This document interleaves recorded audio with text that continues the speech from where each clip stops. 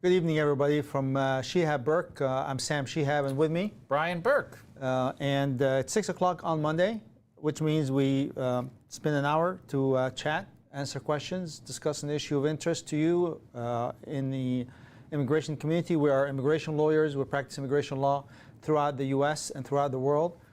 We focus on employment immigration law and family immigration law. And we pick a topic of interest every week. And sometimes we just do a Q&A like we're doing today. Yeah. Brian, we just try our best to answer everybody's questions, have some fun along the way, and maybe have some good conversation about what's going on in the world of immigration in between. Yes. Yeah. Brian, have you been? Doing okay. I had a long weekend. Had to get up very early today to take my wife in her car in to get a little bit of repair on it. But you know, I have just. It's 6 o'clock on a Monday. I'm always happy to be here. You know. Yes. How was your day, Sam? Doing fine. You know, it's at the end of the year, so there's a lot of administrative work in the office that I have to do, and then talk to clients. Always fun to talk to people, and I'm here. Yeah. You know, I'm happy to be here. No, our day ends the same way. We're here. It's Monday. We'll have a little bit of fun. So I can't help but see this article that is on in front of me that says Trump v. Harris, immigration. So this is, you know, maybe we weren't sure if that was an entire YouTube topic, but there's, you know, we have a presidential election coming up in this country in what, a little bit over a week. And, you know, the question is, you know, where do these candidates stand on immigration matters? And that's really maybe we spend a little bit of time talking about that before we start taking your questions. Keep in mind, keep your questions coming in. I'm not seeing any coming in yet, but you guys are always good for them, so there you go. Obviously, I've got to turn off that thing that says, that invites people to make a comment. I had that on when we were doing some testing there. But yeah, get those questions coming in. So the largest domestic deportation in American history. So you are plucking from the list of proposed Donald Trump plans for, you know, his presidential administration in 2025, right? The largest deportation action in history. What does that look like, Sam? Well, there are two ways to do it. Okay. There are two ways to do it. Yeah. There's no third way. I wasn't sure. I didn't know there's two ways. Tell me. Oh, legally and illegally. Fair enough. Okay. Yeah. So which of the two Trump you think he's going to do? I don't know. Call me crazy, Sam. I think it might be the illegal one. I think he's the sort of guy who will do something and then, you know, see what the court says about it, and by the time the court gets to say it, about you know, 20,000 people are outside the country. That's a great thing about it. It's sort of those great lessons that I learned about immigration. It's that, you know, when you're inside the United States, even as a foreign national, you have rights to you know, challenge things in court. But when you're outside the United States, to the U.S. government, you are just some foreign person, and thereby, you know, you're limited in your ability to challenge decisions of the U.S. government. So we have deported U.S. citizens by mistake in the past in our history. We have done that. Oh, no doubt, yeah. And it was during the economic difficulties, and we've deported a lot of Mexican-American U.S. citizens back down to Mexico. So that's one of the things that he's promising is the largest, because the question for me is, if you are doing a deportation of any magnitude on a legal level, what's the cost of that?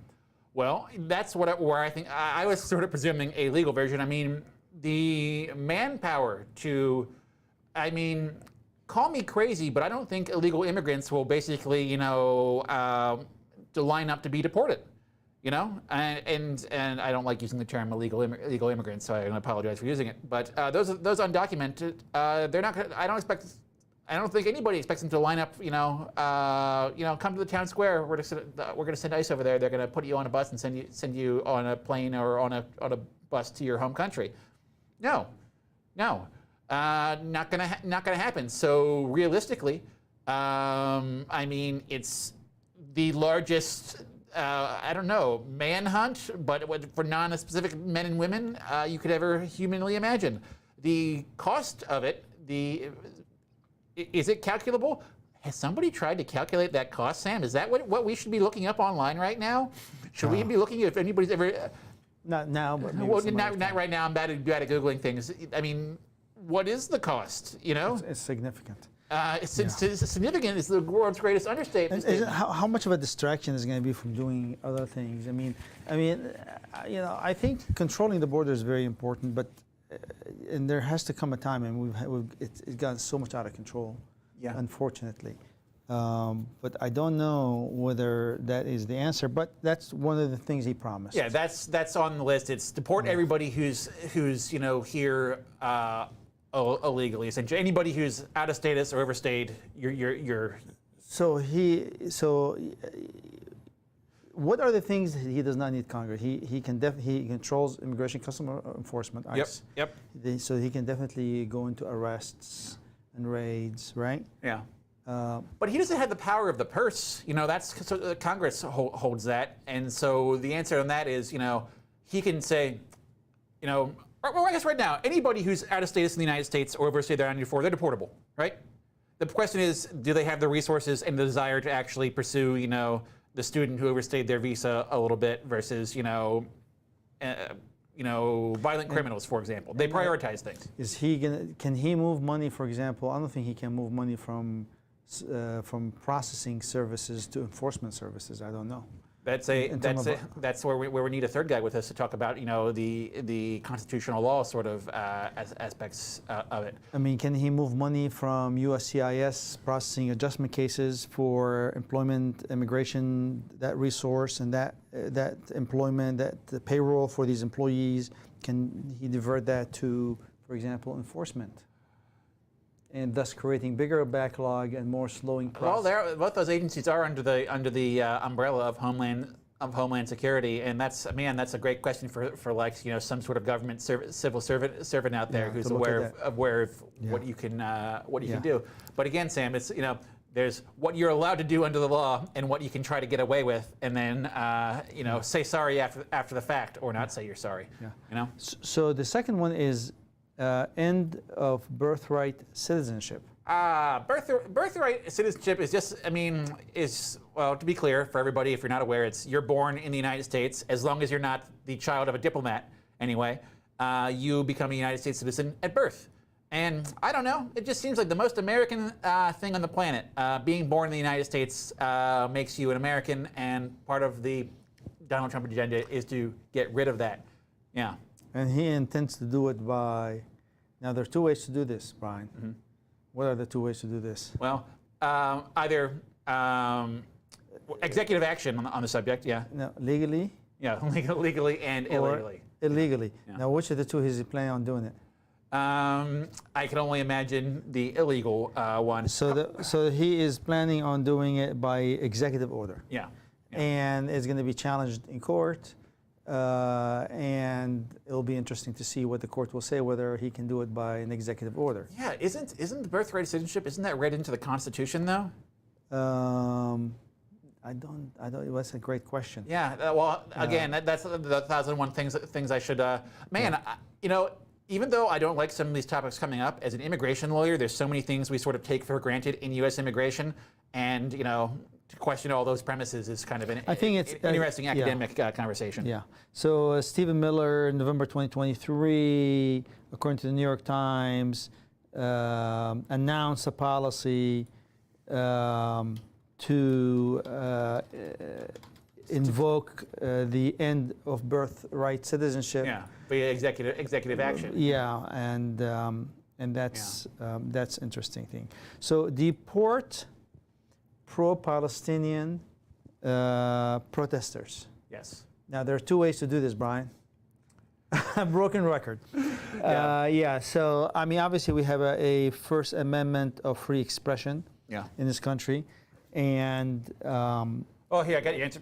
Sorry, guys. Those, you know, that's for Americans. You're not American citizens. You're not even permanent residents.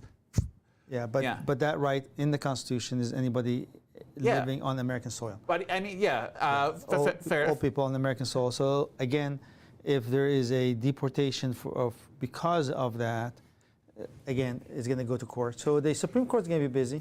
Yeah, what's their executive action? I can't figure out what executive authority they could invoke for that.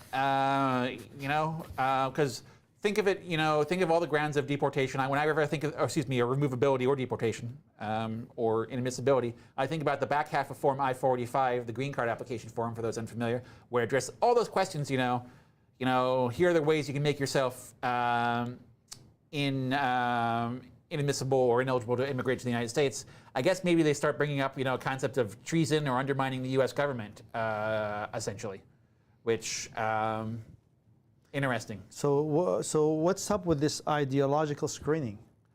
On the list, So if you happen to be of a certain opinion, I guess ideological. Yeah.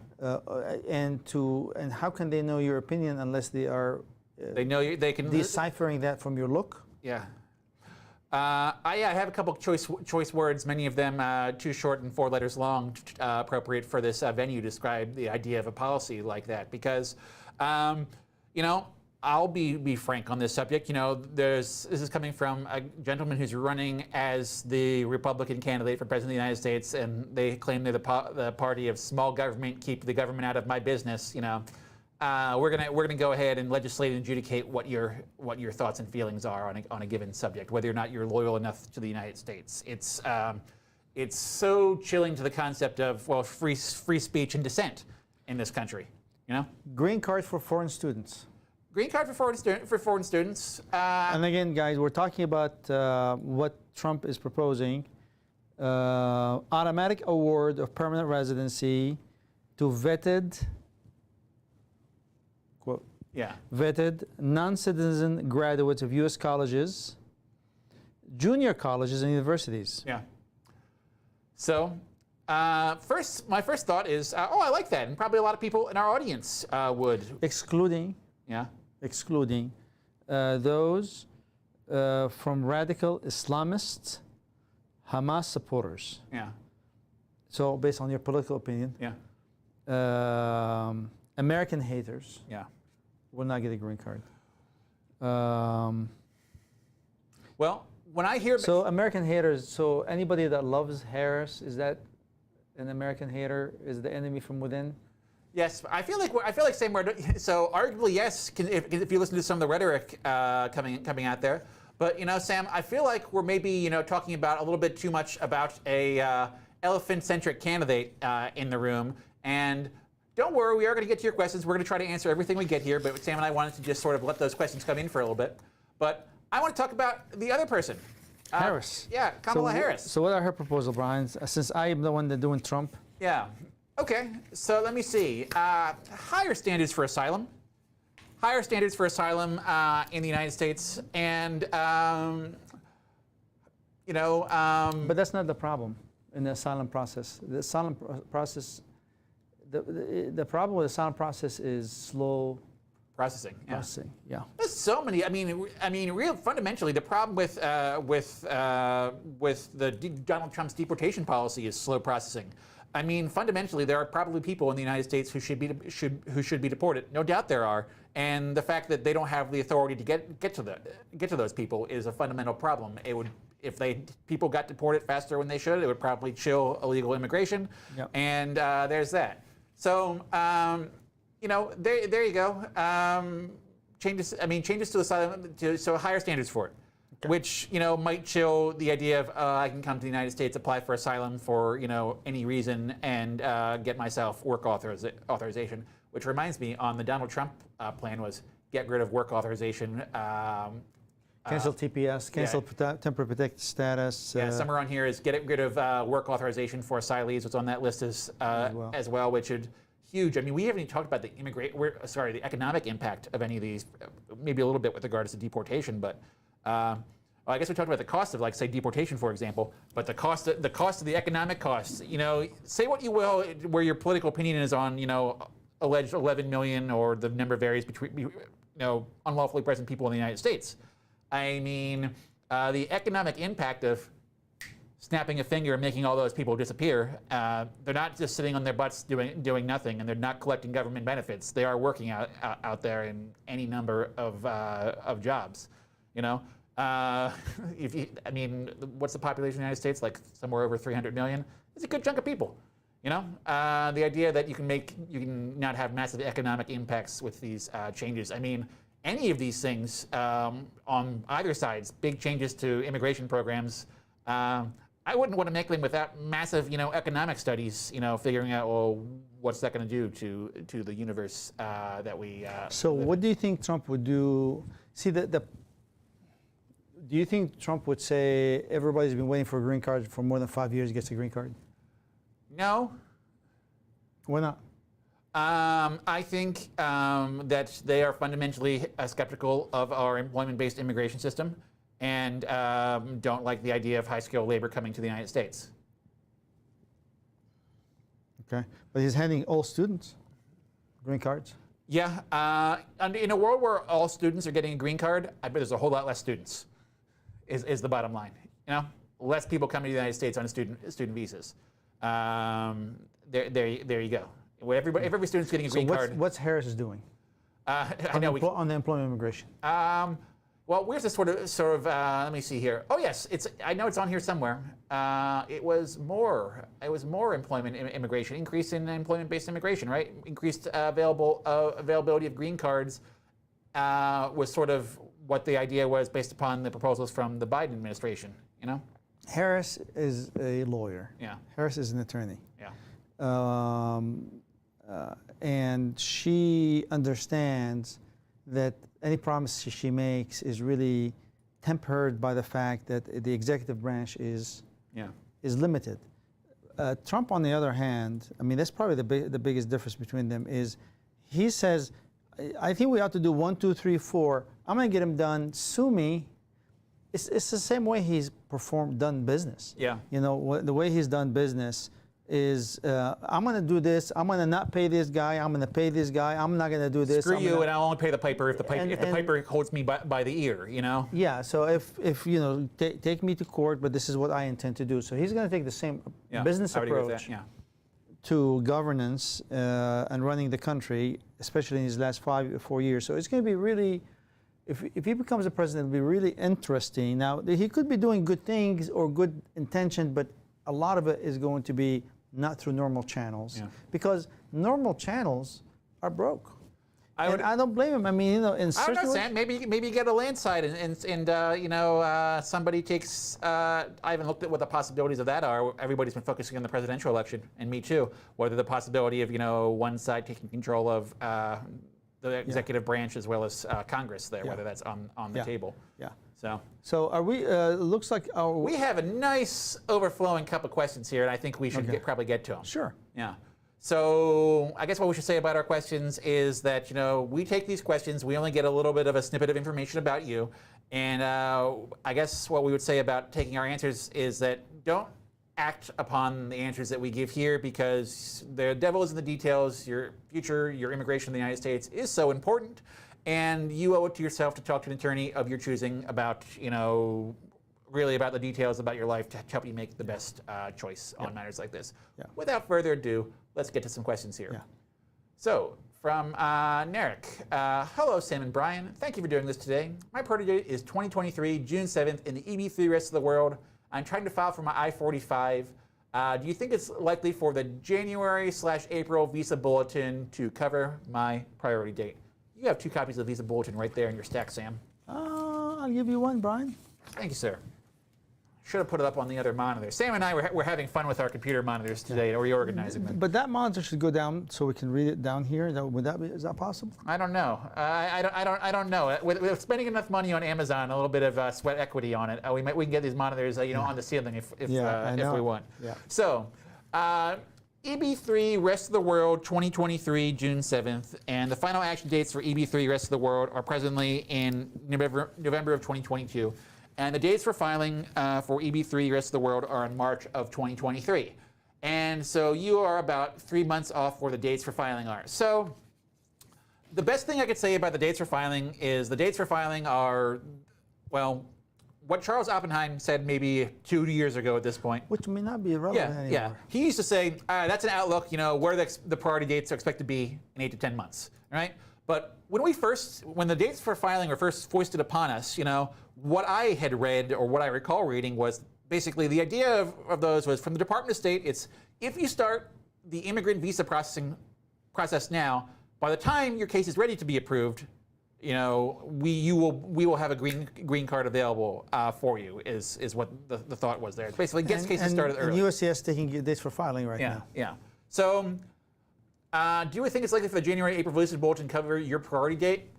For filing, it doesn't seem. I don't know. I don't know enough to predict the dates for filing. Do these dates for filing? So that gets us two theories on the dates for filing. That the final action date is supposed to, through the year, get closer to the dates for filing, and then they, sort of meet at the end of the year. Or the alternative, they can keep them moving for the rest of the year. And that's the sort of thing I don't have a good answer for. Do you have any sort of? No, I have to concur with you, Brian, because here's where the two problems in terms of helping this person getting her question answer. The dates for filing is not governed by any regulations. Yeah. There's no laws, there's nothing. Yeah, that's true, yeah. It just dates that the government... They appeared one day on a visa bulletin and we said, what? What's this? Yeah. Yeah, it was a great idea, but I think it ended up being something that they don't know how to handle anymore. Yeah. And the USCIS loves them sometime and hates them some other time, which creates more complexity. They will adopt them some months and will unadopt them other months. And again, that is not governed by any regulations or policy. This is at the whim of the administrator pushing the button on that day on the World Wide Web. Yeah. There's no other publication, even the State Department, the USCIS had except their website to publish this thing. Not even in the Federal Register, not anywhere. So it's a willy-nilly. It's a crapshoot. It's a shot in the dark. I don't like getting my government policy just, website update. It's annoying. I don't like it. Yeah. Well, not only that, but there's no regulations. Yeah. You can't sue. We're lawyers. We like policy. How can these people be protected? When they're relying on dates and especially, so forth. times when they go, oh, shoot, in the middle of the month, we're changing that from, a date to you for unavailable, for example. Yeah. Irritating. And people do sue, but it makes things a lot more complicated. Yeah, but in terms of predicting, just looking at what we're seeing here, we're seeing a conservative administration. Yeah. People who are not moving things. So I would give this a not better than a 50-50 chance. Now, I'm going to quote our colleague and partner, Cheryl Brico, and mention that the Visa Bulletin is a political beast, right? And I can't help but note that we have very much a political event coming up in the month of November, and there will be a different person, a different president, as of January. What is it? In January. I don't know. Who needs a lot of money to deport a lot of people? So, that dates for filing can move aggressively. Yeah, but I guess I was just thinking favorably. I remember I was a lawyer during the prior Donald Trump administration, and I was just thinking, I never really perceived the Visa Bulletin as terribly politicized during that administration. Neither do I. Yeah. But the amount of money now that they've raised the fees that can come through it, flow through it. Yeah. I was just thinking the funding. Yeah. Well, you're right. So you're talking about I'll politicize this. I'll take green card applications from you with massive filing fees, and I'll start denying your cases like bananas because. No, he's not going to deny cases like bananas. Won't they deny cases like bananas? They started denying cases like bananas during the prior administration. Well. People, same laws, different people making decisions. I mean, they definitely made the adjustment status application very complicated. Yeah. Very complicated, right? Yeah, there were more denials. That's for sure. They added wacky new rules. I guess it's just crossed my mind since we're talking about politics. I didn't perceive the Visa Bulletin being politicized during the prior Donald Trump administration, which is a good thing. And there's a couple areas where I don't think they really touched that much, like labor certification, perm green card processes. Absolutely untouched in my estimation during the Donald Trump administration, and I would think that was something they'd go after. And I'm just sort of sits in my mind. I wonder if they'll come after it this time. Are you aware that the federal government's still working from home? I have a friend who works for a federal agency, and yeah, in D.C., and he spends, as I understand it, does a little bit of remote work still. Yeah. And that is part of the reason why the labor certification is taking forever. Yeah. Is there's a lot of remote employees at the State Department. Yeah. And yeah. There are a lot of them. They're all around the world. Huh. Sorry. But yeah. The Labor Department, right? Yeah. Yeah. So yeah, that's part of the problem. It's just there's no efficiency in their system anymore. Yeah. Well, yeah. I mean, yeah. Well, yeah. I don't like working from home. It's difficult. So answering the lady's question. So possible. Yeah, sure. That wouldn't surprise me. I don't like talking about possibilities, percentages. I usually talk about, would I be surprised if that date came up for filing in January? I wouldn't be surprised. I wouldn't flabbergast me. My jaw wouldn't hit the floor. I guess that was in the realm of possibility. Okay. I would say if it's outside the realm of possibility. Yep. Yeah. Sounds good. So let's talk to Siva. Sriva. I don't. Yeah. Can you bring that monitor I will down? bring this down here, and we will take a crack at making it double extra big for us. Hopefully, that would be awesome. because it is useful. And we'll wait for our questions to refresh. Here we are. I got to scroll back to the top here. From Sriva. Yeah. Can you elaborate on converting to self-employed I-45 from EB2, EB3 India, priority date 1/2014? How is it possible? How do you do it? And have you seen CISO green card when priority date is current? So, one, has it seen it done successfully? Yes. Well, we've done it. This is something we do on a regular basis. Yeah. We advise people and guide them all the time, and people come back with amazing success stories. Yeah, a time when it was really popular, I guess, is maybe around like 2014, 2015, 2016, when people had 2007 for the 2007 priority date extravaganza. I think those people just kind of got tired of waiting for their green card, and we're seeing a lot of those folks just say, "Screw it, I'm going to start a business, self-employment for myself." Is when I think of it. So. Priority date January 2014. How is it possible? Well, you have to have a pending I-485, right? Check mark that. Yeah. And this person probably does, but you have to have your I-485 pending for more than 180 days, so you're eligible for portability in a different employer with the same or similar occupation, right? And I guess going back to fully answer the question is that same or similar occupation employer can be one you own. Right. Yeah. So step number one, create limited liability company. Yeah. Step number two, engage a payroll company. Step number 0, make sure you have funds and savings to carry your salary through the company you will create for at least 6 months. Yeah. So if you don't have a savings of, let's say, if your salary in the labor certification is $100,000, I would say you should probably have at least saving about $60,000. Yeah. So you're not, or you can even borrow. Yeah, they don't even ask. I mean, I've never seen an RFE where they ask about that, but it's possible that they could. Yeah. No. It's not about the RFE, Brian. I haven't seen an RFE either. I agree with you.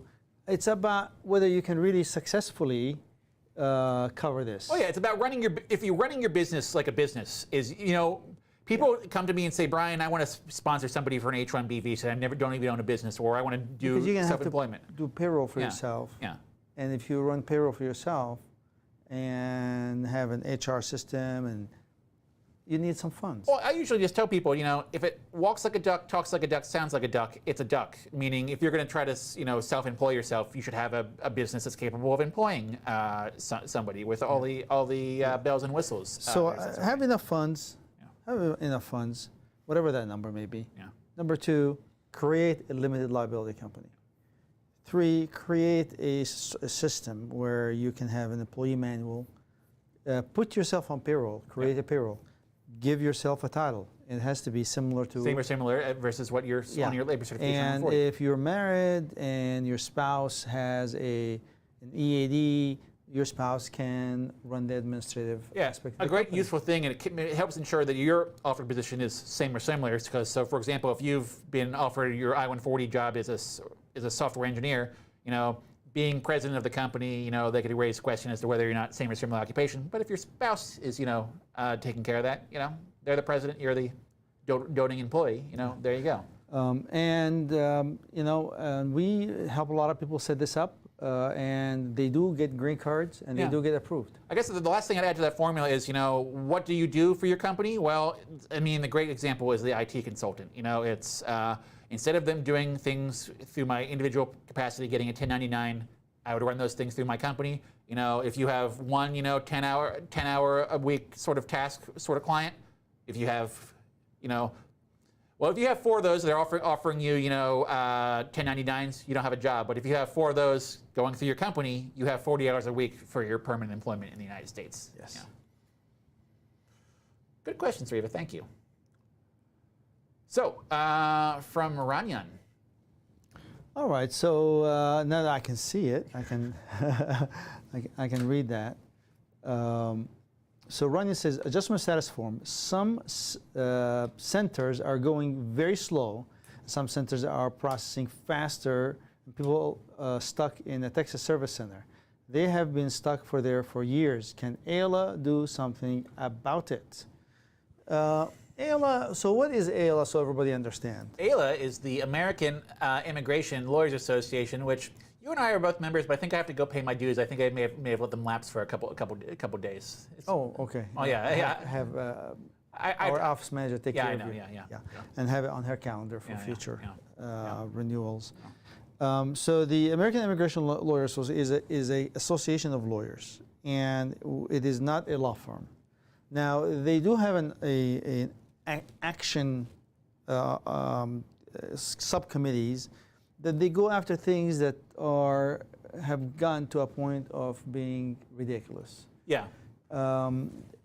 And most of their focus, honestly, has been on protecting the people who are disadvantaged that don't have money. Yeah. So there's a lot of there's a lot of lawsuits filed for abuses and adjustment of the asylum world or other areas for which people do not have the means to pay for it. Yeah. They have not been very active as you would like, and I would like to, in the employment as much as they have been in the asylum and family immigration. Yeah, I mean, they'll give you an idea where I think AILA is maybe helpful for stuff. Like, let's say USCIS starts, rejecting. There's a new version of Form I-129, the H-1B form out, and USCIS starts rejecting tons of cases. If USCIS does something that all of the immigration attorneys thinks that's not right, the folks at AILA might reach out to USCIS through their sort of liaison and say, guys, you got to fix this, or get answers to questions. Why are you rejecting these cases? Exactly. To begin with that, for example, in 2007, when the State Department made everything current, the USCIS brought all their employees, and they worked until midnight, just hitting the key on the computer to call visa numbers. To remove all the visa availability. In 2 weeks, the numbers ran out. So the State Department had to publish a revised visa bulletin in the middle of the month. USCIS sued, AILA sued. AILA sued USCIS for doing, which is clearly a illegal act, of calling visa numbers when there are no cases to approve. They were just calling numbers to just block these visas. And it was a settlement out of court and with the State Department to reopen the visa availability for 2 weeks. So they do things like that. I mean, there are groups, other groups like AILA that immigration advocacy groups that can sue the government to do things like that. The problem is, for something like that, I think of the issue of standing. Can AILA sue on behalf of everybody else? I guess that's some sort of a class action. Normally they'll find plaintiffs. Easy to find. It's easy to find the plaintiffs. To sue. I mean, here's one that's. I guess I was sort of putting AILA can't do it in there. Can't just sue them because you're all being too slow in everybody's cases. It requires actual plaintiffs. Ranyan here, for example. And the problem with that is delay lawsuits are kind of a 50-50 to begin with. And what's a delay? I mean, I think Congress said 180 days. But you have to be current. If you're not current. Oh yeah. The great question of, okay, there's tons of people out there who's had green card cases pending for 4 years since October 2020, but how often has your priority date been current? So these are handled on a case-by-case basis, and the rest is history. Yeah, cultivating that class, that group of people is a big challenge there. Who has a good case, and I can imagine people falling out of that category pretty quickly with green cards getting approved, that sort of thing. And employers are not really much interested in that. Not really. There's no, so any employer-based organization is not going to sue for you because your adjustment status is delayed. So maybe adjustees need to organize an adjustment of status union. Yeah. Maybe you should unionize. That's a thing though, and this is something I think about learning about federal law and litigation in law school. It's the concept of the issue that you can't really sue on because it's sort of ethereal and goes away quickly. But if there's 25,000 adjustment status filers that will go on strike, and stay at home and not work. Yeah, and I just imagine I'm president of that organization, right? And then I get a green card. I'm done, everybody. I'm out of the organization. I'm no longer an interested party. There's an infrastructure. Yeah. I just imagine every time they announce a new president, USCIS goes, green card approved, be head of the organization, Yeah.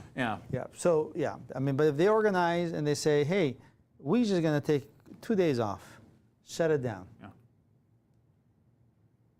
I think Congress will take note.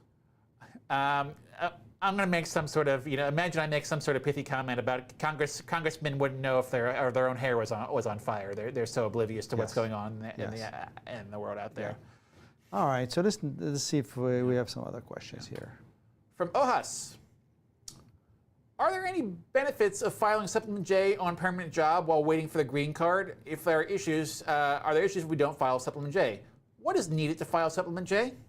Okay, those are good questions. So let's take a step back and explain it, right? Yeah. So Supplement J is a form that basically tells the government that you are employed at a certain location for the job as listed in the labor certification. Whether you're working for your labor certification employer filer, or if you have moved to a different employer under the AC-21 I-485 after 6 months. Yeah. There's two boxes. One is confirm that the job in my I-140 is still available, and the other one is confirm that I'm set sail to another employer within the same or similar occupation. Yeah. So the government is aware of the work that you're doing being same or similar to the labor certification job. Yeah. So that is what it is. Now, what is the timing of filing that form? So in multiple events, when you file an I-485, after filing the I-140, they want the Supplement J. Yeah. RFEs, for example. And the request for evidence, and then changing employment is an opportunity where USCIS, though, is telling us, you can send it, you don't have to send it, but when we're ready to approve your green card, we need to. Yeah, so I think that, they have to take it any time, right? But they may request it in an RFE, and they may ask you to bring one if you're interviewed. Bring one to an interview, is I believe what they'll say in the policy. You're not gonna get an approved green card without a Supplement J. Let's put it that way. Yeah. So at a certain point, you need it. Now, do you need to do that? Let's say every 6 months or a year and a half, you're changing employers in the same or similar. Do you really need to file a Supplement J every time? Well, if you're changing employers every six months, there's an argument to be made that you should. Why? I was having a consult with somebody about this sometime last week, and this guy was planning to change jobs to a new employer, right? And was basically wondering, when's the right time to do it? And my answer for him was, don't take for granted that you're going to get one, because here's the nightmare scenario: if USCIS issues an RFE asking for one, right? You will have an 87-day clock on your head, the amount of time you have to respond to an RFE to get a Supplement J. And if you find yourself with an employer who is not willing to issue a Supplement J, well, congratulations, you have a problem. So a big one. The conservative immigration-minded guy, this guy right here, says, it is probably smart to bring it up when you're negotiating to join your employer. And getting one early is the idea because you don't know who the next HR person is who's going to either hate immigration or not want to sign a form. Plan to get it immediately, and if you find yourself interested in a company who's, not interested in supporting your green card case, well, I don't see why you would join, because you can need a Supplement J to confirm a green card availability.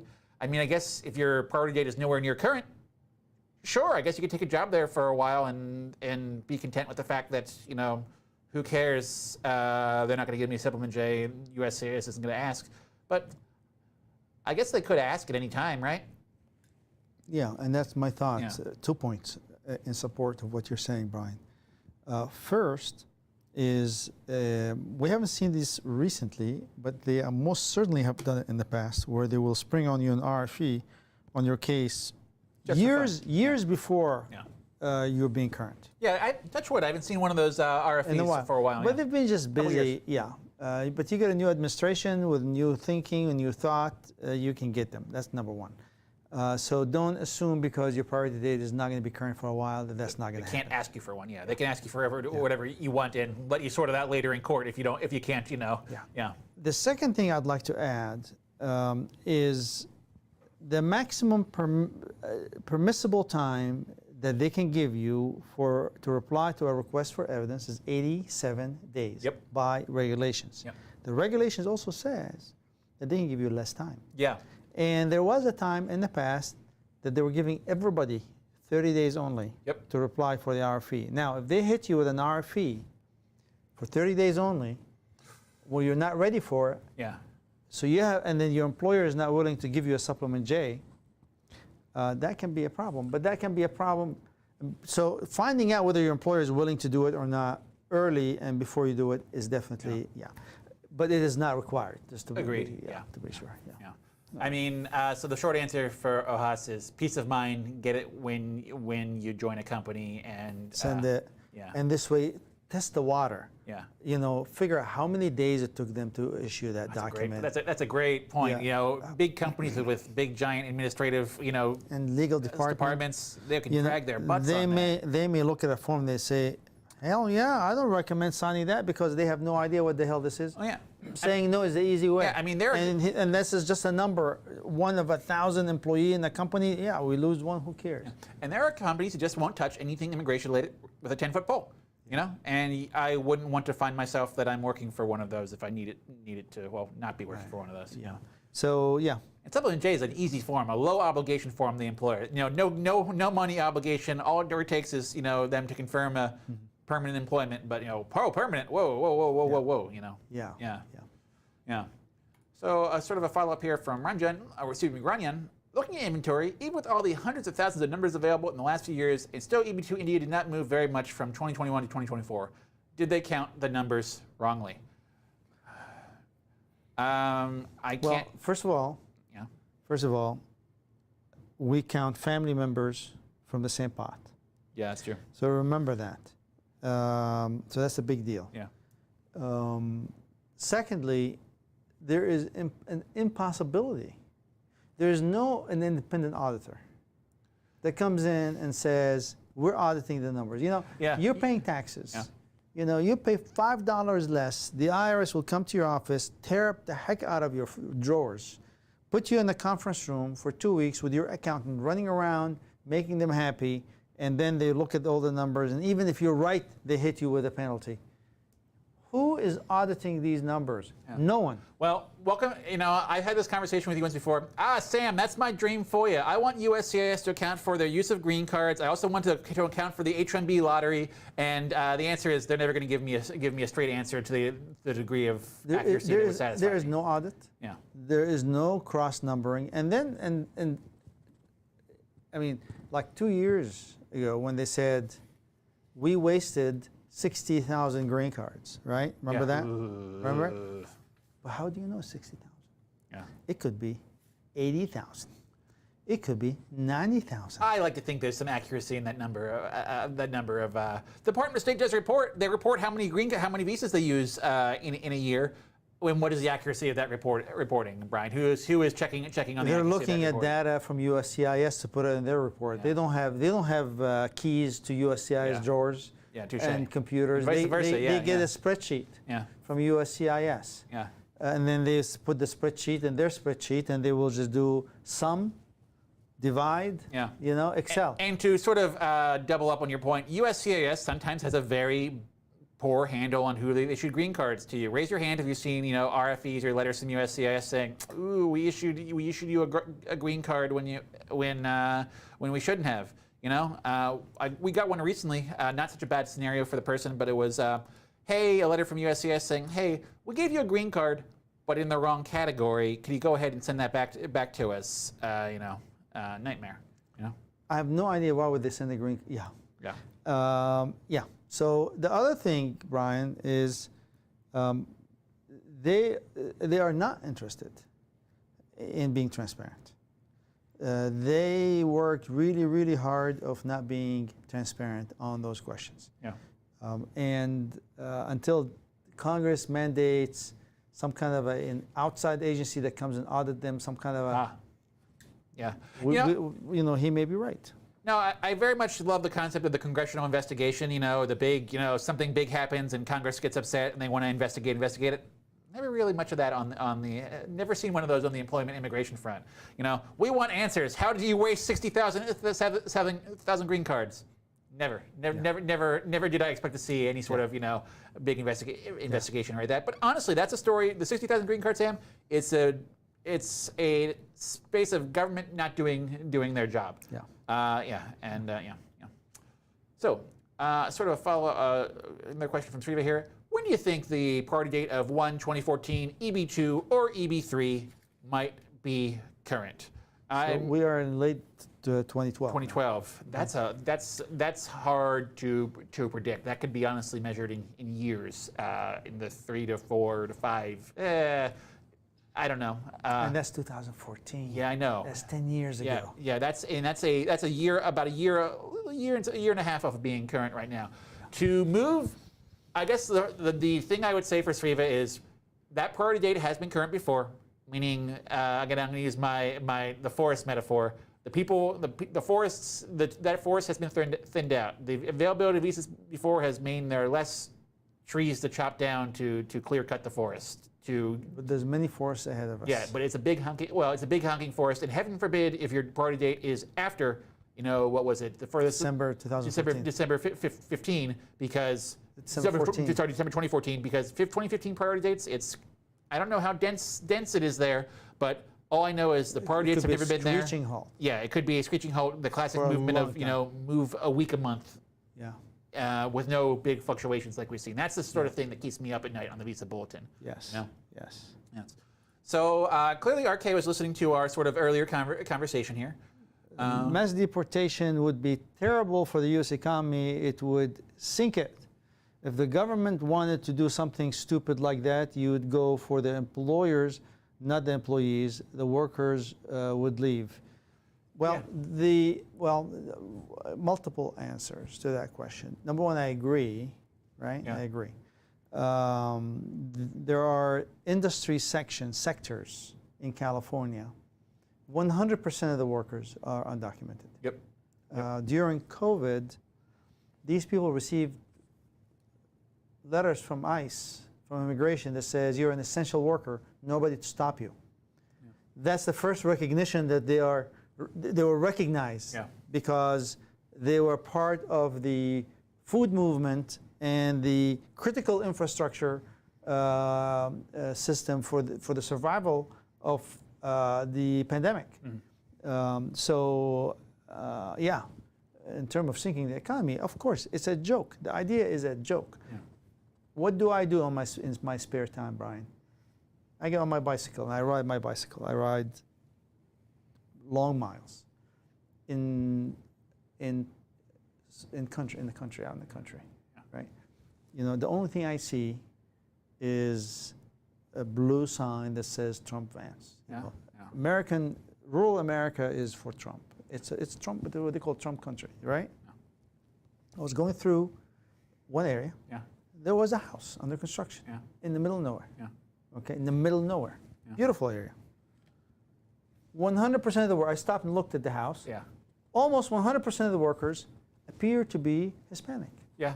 Now, these are the people voting for Trump. They could not find people in that rural area to build a house. Yeah. Just a kind of a snapshot. Yeah, and there's a snapshot. There's a reason. I mean, some of them might be documented, but some of them probably there's a reasonable chance. They could be all documented. Yeah. Okay, but we rely on that workforce resource. I mean, I'll be frank. You know, I know somebody who runs a company, and he said, "Well, you know, I want to comply with the law, and how are these other employers, you know, hiring, you know, people? Because people come to me, and I would love to hire them, and they are undocumented, and it seems like they always end up at my competitors. And the answer is, your competitors are probably breaking the law. Well, they may not be, because right now a lot of these people have work authorization. This is true. You know, Yeah, a TPS, lot of TPS and asylum. Sure. And asylum work authorization. This administration wants to take work authorization from asylum. It wants to cancel all TPS. Yeah. Temporary protected status. Yeah. These are thousands and thousands of people here for a long time. They have work authorization. They're working legally, but obviously they found themselves in a situation where they could not go back home, whether they enter the United States on a visa. Some of the TPS holders enter the United States on a visa. Some of them cross the border. Yeah. They got TPS, temporary protected status. All that is going to go away. Is it going to destroy the economy? It is. That is the ultimate sales job in terms of, I'm going to deport a lot of people. There's no practical path to doing that. Yeah. I don't well, see it. I'm going to comment on what RK was saying. You know, I was imagining earlier, yep, beef up customs and border customs. It's more of I guess still an ICE question. You know, it's you know, rating employers instead of, you know, I guess that's where you find people. Everybody has jobs. You go and they probably know who's hiring people illegally. You go ahead and send. But again, it's so inherently unpractical. You know, that's, you know, you send people out to a facility, and, you know, ICE is here, they're raiding us. Everybody runs. You have, you know, what, 30 different. It's just it seems to be an impossible task. And but by the way, this undocumented issue is not only America. This is the whole Western world. Europe, all Europe have the same challenge of a different color, and a different shape, and a different magnitude. But yeah, they do the same thing. I mean, it's a problem. And also, their economy relies on a lot of these workers. So migration is a problem worldwide. I mean, the increase of refugees and migration is a big problem. And yeah, we're dealing with it. But deporting them to where and how, I have no idea. Yeah. How the cost. Airline tickets to Africa? Yeah. I mean, you're not going to put them to Mexico's not going to take them. You got to fly them if they're from El Salvador or from other places out there. It sounds okay. It doesn't sound great when you just say it aloud, but when you start thinking about the hundreds of logistical challenges, every person, you know, you're not going to put 20 a plane of let's say that has a capacity of 300 passengers. You're not going to put one officer and 299 people going back to El Salvador. That person will not be alive coming out of that plane. I mean, you have to put enough officers and people. You know what I mean? And our airline tickets are going to go up. The fuel cost. Well, again, I imagine the U.S. government in that scenario could be the most, you know, the biggest airline on the planet when they have to buy their own fleet of planes. And I can imagine, you know, what are you going to do? Use private carriers? I think private carriers could basically say, no, I'm not going to, you know, private businesses, I'm not going to be a part of that, and it would be a political stance to take. But it's not practical. There's just just so many problems with it. You start thinking about it. So from Subramaniam, hello Sam and Brian. My I-45 denied in 2022 due to some perm issue, and I-140 revoked by USCIS. Ooh. Later filed a litigation case and retained the party due to my new I-140, planning to attend H-1B interview in Mexico. Ooh. Will it cause any issue for my H-1B stamping? So let me answer the question. Sure. So, without looking at this case, it's impossible to answer that question in good faith. But we can give you some general guidelines. I mean, it sounds, if I were to guess about this scenario, it sounds like if you lose your priority date, one of the really ways to do it is through allegations of fraud or misrepresentation, right? And but if you win a lawsuit and they're allowing you to retain your priority date, it sounds like you're a winner there, and they've done you wrong. You haven't done anything wrong, and So whether or not you've left the country since and came back, I would be curious to know. Whether or not there are issues relevant to your status in the United States, I would be interested. Maintaining It's your a status, complicated question, but someone looking at this case and looking at your immigration history, you need a lawyer to look at your immigration history. Yeah. Well, I can't help but think there is an immigration lawyer involved there, considering there was a litigation on a denied I-485 application. So. But that could be long past, and there's no connection, there's no relationship. Yeah, so, I guess, yeah. So, yeah, you need somebody to have a comprehensive look for you to help you out. Yeah, yeah. That would be my best answer. But, I mean, my bottom line is nobody knows the exact answer to what's going to happen in that interview, you know? Right, but there are scenarios in which we would say, don't travel. Don't leave the country after we look at the paperwork. Yeah. No, not a good idea. Yeah. Or I don't see any problem, but every interview stands on its own. Yeah. But assuming, so we can even get closer to the answer for him, assuming that there are no issues. Yeah, This USCIS turns tail and assuming that there are no issues, just because you've sued them and you won has absolutely no negative impact on whether or not you get an H-1B stamp. Yeah, that's a fair answer. You're allowed to sue the government. We do it. It's one of the questions And as we a matter get. of fact, high five for you for doing it. Yeah, yeah. Yep. Yeah, okay, from Hari Guru. Hi Sam, Brian. My eldest son is turning 21 soon. We plan on move to pending AOS instead of F1. He plans to use a green card EAD for any internship. Is there any restrictions on the number of hours he can work? Yes. The number of hours is restricted by whether or not it's going to affect his grades. No restriction. It's an unlimited EAD. Yeah. When my kids want to work, they come and ask me they want to get a job. Of course, everybody was young, in college or in high school, want to get a job. Turning 21, looks like he's in college or she's in college, elder son. They want to work. I always say grades first. So, no restriction on number of hours. Absolutely. So, easy question, easy answer for us. Yep. Samantha, H4 I-797 approved until 4/30/2026. I did not visit outside the USA in the last 8 years. Current H4 EAD is expiring on 4/30/2025. Do I need to cross border to extend the H4 EAD? My answer is that does not work. As I'm understanding it, this person is saying, I have an H4 I-94 attached to an I-797, good through 2026. I have an EAD, good through 2025. Can I extend that EAD by traveling? No. And getting a new I-94 that allows me to work beyond that date. Yeah. The answer is no. No. Yeah. No, the answer is absolutely no. The EAD application cannot be extended automatically by crossing the border. You have to file a new The H4, but her thinking is correct because that's why the law is confusing. The H4 could be extended to match your spouse's H-1B by re-entering the U.S. So that absolutely work, and that's why she asked that question. Yeah. It's a legitimately logical question in her defense, but you can't do it. Well, yeah, I have, automatic extension of H4, I'm going to bring up the topic of automatic extension of H4 EADs. There's a so if those who aren't aware, there's a USCIS policy for automatic extension of H4 EADs when you file a timely extension. Maybe that's what Susanta is asking about.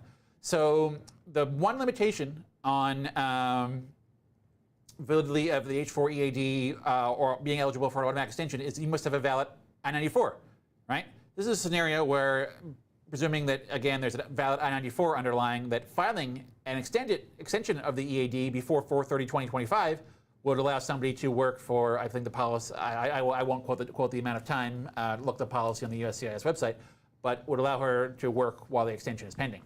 Yeah. Right. Yeah. Right. So so travel is not useful. Sometimes, so I guess the point I would make is sometimes traveling to get a new H4 I-94 is useful, so you have an I-94, meaning when you extend your EAD, you're able to work pursuant to that automatic extension of work authorization. Can I port EB priority date to EB2 National Interest Waiver? Yes, the answer is yes. Yeah. Well, EB1, EB2, or EB3. Three amongst themselves, yeah. And so because EB2 is national interest waiver, nothing but an EB2 with a waiver Yeah. to the labor certification. So Yeah. yes, absolutely. Yeah, I mean, if you already have an EB2 approval, I guess the big benefit would be that it's not attached to an employer anymore. Yeah. You don't have to go through labor certification every And time. we call it chargeability, right? Yeah. So, from Kamal. What is your prediction for EB1 India in 2025? My priority date is 2022. December, yeah. So there is plenty of additional labor green cards because the rest of the world is Current, final action date current, yeah. is current. Yeah. So that's good news, and that excess goes to The most backlogged country, in the category, Yeah. which is India. Yeah. And India right now at what date, Brian? 1st of February 2022. So we're gonna see some movement there for sure. Yeah. How much? Yeah, does it get there in this fiscal year? I don't have a good answer for that, but you have I mean, it's gonna be some number, Yeah. right? Some number. there is reason to be optimistic Yeah. for EB1 India because the rest of the world is current. The factors that will affect the movement are going to be how many rest of the world applicants, and then how many other applicants from India who had a priority date earlier than the current priority date will get the national EB1 because they're going to jump ahead of you, and get a spot. So if there's a large number of people who are with an earlier priority date getting EB1, and if there's a large number of people, rest of the world are getting EB1, that will slow the forward movement. Yeah. The lesser these two numbers are, the faster. So these variables are unknown, and therefore it's difficult to give a prediction. I mean, because these are unknown numbers. yeah, I mean, bottom line, if you are born in India, you're in the EB1 category. It's the desirable spot to be. A bunch of people in our audience are no doubt envious of where you are right now. Obviously, you're there because of your personal accomplishments, but it is the goal because, And that brings me to although it's 7 o'clock and we will take that last question, but brings me to a comment that I do not expect the EB1 approval rate to continue under a Trump administration. Yeah. I don't see that. Yeah. Change of policy. I'll say I made a promise in the title of this thing. All questions answered. Want to hit them real quick?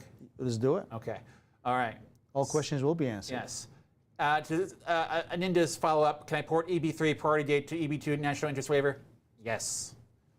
So, great question from Kumar. If I move back to India, I-140 approved, January 2016 priority date. How do I get green card date when it's current? And if I plan to be back on H-1B, how do I do with H-1B transfer anytime in the future? So that's an excellent question, and it's a tricky one. Because, I mean, obviously you get a priority date, and when your priority date is current, you have to keep an eye on the visa bulletin. Yep. And then be proactive in getting an employer who's willing to hire you, and to file a new labor certification or join the prior employer. Well, yeah. So, I mean, my short answer to that is, how do you get a green card when the date is current? Maintain a positive relationship with your sponsoring employer.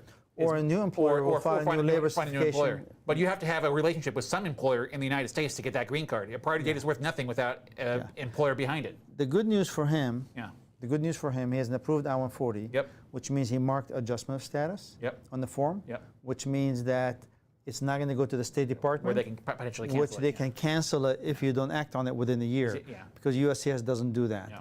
But the bottom line is, watch the visa bulletin when you get closer.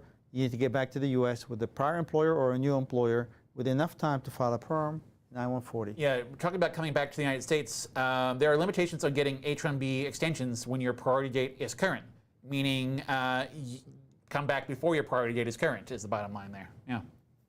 Yes. Yeah, you have to, I mean... You get 1 year at a time, and there's exceptional circumstances. Yeah. There are opportunities. Yeah, there are opportunities, but you're smart. But proactive before it becomes current, let's say when you are within 3 months of being current, you need to get back. I would say nobody wants to be an employment-based green card at the consulate. It's just not pleasant. As pleasant as But it's doable. Yeah, it's doable. But most people would rather just be here already and adjusted in the United States. I'm going to give one state sentence. I know you want to jump to the next one.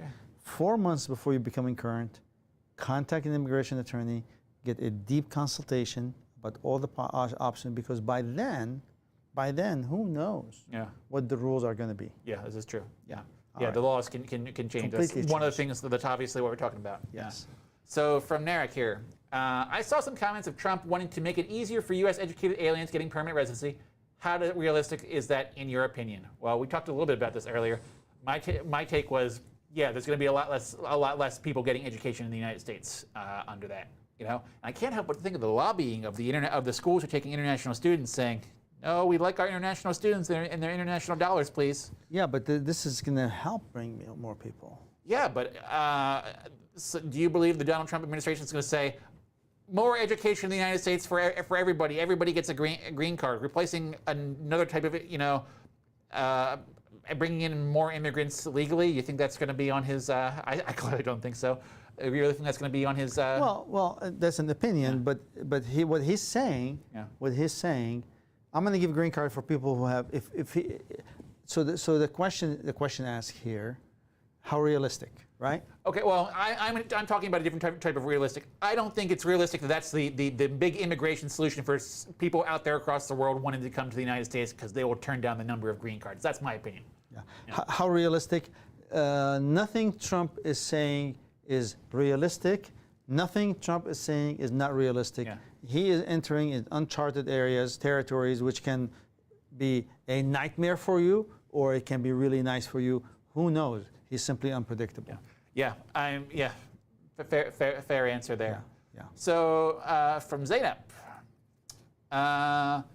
AOS F1 to EB3. How likely is it for my priority date of April 2024 to become current Chart B within the fiscal year? So they're probably referring to the dates for filing. Rest of the world, April 2024, EB3. You are over a year off on that.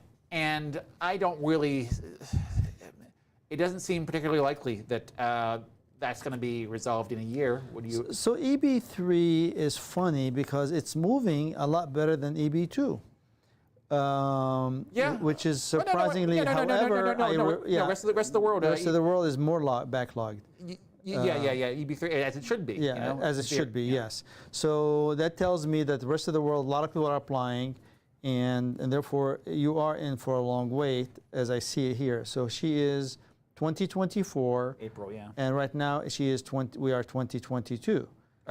Wait, I'm sorry, I'm looking for dates for filing. Excuse me. Yeah, final action. Yeah. Well, they're asking about Chart B, though, which is presumably they're referring to the dates for, it actually is referred to as B, dates for filing. Okay, so 2023, March 2023. Yeah, a year of movement for I mean, if they're asking about factors, Sam, the only factor that really governs, where the visas are going to be available is how many people are applying, right, from the rest of the world.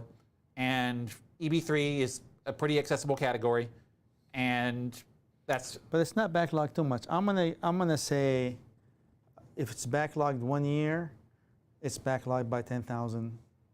So I'm gonna say 2 years. Yeah, I would say my best guess. Yeah, I would say that's when I would believe that. Yeah. It's really, I mean, don't bet the bank on that, Zainab, because again, these are political beasts, and we're going to a political season too. And the question for Zainab is, well, maybe she should consider upgrading to EB2 if she has a college degree and have 5 years of experience, bachelor's degree plus 5 years. Yeah, the National Interest Waiver is a case that you could, if you're eligible, could get it out the door pretty quickly, and get it. And then she'll be really in a good spot because her priority date is 2024, right? Yeah. And so that priority date is preserved, and that will move her a little bit better. Yeah, I mean, it's a shame it's not that much better in EB2 for the rest of the world. It's not obviously somewhere out there. Somebody from India or China is rolling their eyes at this conundrum. On these dates. Yeah. But yeah. Anyway, close but no cigar. A little bit. There's a few questions here, and we should be able to wrap this up. Sure. Well, we'll take our time answering everybody. Make sure everybody's get the complete answer they deserve. Yes. What would be a problem with making all work visa link to their occupation and employer, which would open more employment opportunities with employers not familiar with the different visas? Well, obviously, I have no problem with it. You need to convince Congress, who's gone to lunch 20 years ago and haven't passed any meaningful immigration bill, to come out with things that are creative or logical. Yeah. Right now, we're dealing with a system that's ancient, and that's what we have. The classic story, you hear is, and usually from other countries, it's, I was an XYZ in my home country, and now in the United States, I'm the janitor. Having a employment-based immigration system that requires an offer of employment from an employer does avoid, scenarios like that. Of having too many. Yeah, I mean, the obvious solution would be, well, if you feel like you're getting too many people in the IT and they're never going to, in the world of IT, for example, and they're never going to find jobs, well, you meter it down. I mean, but yeah, fundamentally, you're right. It's a fundamental overhaul of our immigration system, and to which I say, fat chance, as of any time soon. I mean, basically, that's the Canadian system, and people say in Canada there's the highest number of Uber drivers with PhDs and foreign MDs because they come in, they have scored very high. On their immigration, point system, they come in and there's no job, and then they end up driving an Uber. Yeah, and that's something which, I mean, I don't know much about the point systems from Canada, for example, but you'd think they'd say, well, if we have tons of people that we're bringing to their country in these categories, and it turns out they're not finding work in their field, shouldn't they be? They change it. Metering they meter down, them, but it's basically the action-reaction time between a classic government problem. Yeah, which basically, we brought in another 50,000 IT people too quick, and now let's deal with it, etc. So that's a problem. Yeah. So I'm going to make this one our last one, and so we have two more left. I'm going to let the one after this come in just under the wire. Prasad says, from India, Company X's H-1B under review. My current company's Y's L-1B individual petition is approved, and I could have a visa interview next week. Could this raise a red flag in the interview? So my answer is, it sounds to me, again, don't know devil's in the details, it sounds like there's an H-1B under review with USCIS, which would be appropriate for this kind of, it's a guess anyway, right? And there's an L-1B petition approved, meaning go to the consulate with it. And, well, first of all, I'm curious about why did that happen? If the green card is so close, why wouldn't somebody file an H-1B? No. This is basically somebody who's not here. H-1B petition filer with USCIS right now, and L-1B just approved. L-1B specialized knowledge. Company X and the L-1B with Company Y. And the green card application.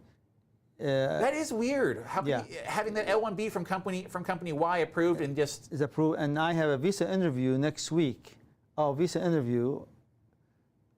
A visa interview at the consulate is what I'm presuming. I see. Company X H-1B is under review. So that's L-1B. I presume that's a cap case, pending with USCIS right now. No, there's no issue with that. Yeah, I have no problem. Yeah, well, so yeah. First of all, I would say the folks at the Department of State definitely aren't going to know whether, probably don't know whether you have a pending H-1B. But even if they do know, I don't have a problem there. You have to assume they know, and you have every right to pursue opportunities and go in for an L-1B interview. You have every intention to accept that today. Few companies offered me jobs in the United States. I chose to take whatever one I've come here for. H-1B company, if it comes through, have better benefits. Will file for my green card quicker. That pays me more.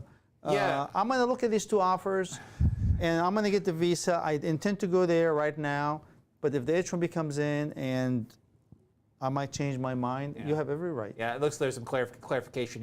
Visas interview at the Indian consulate, at the U.S. consulate in India. So I guess unsolicited advice. I mean, when I think about weighing those visas, L-1B comes with a 5-year limitation, right?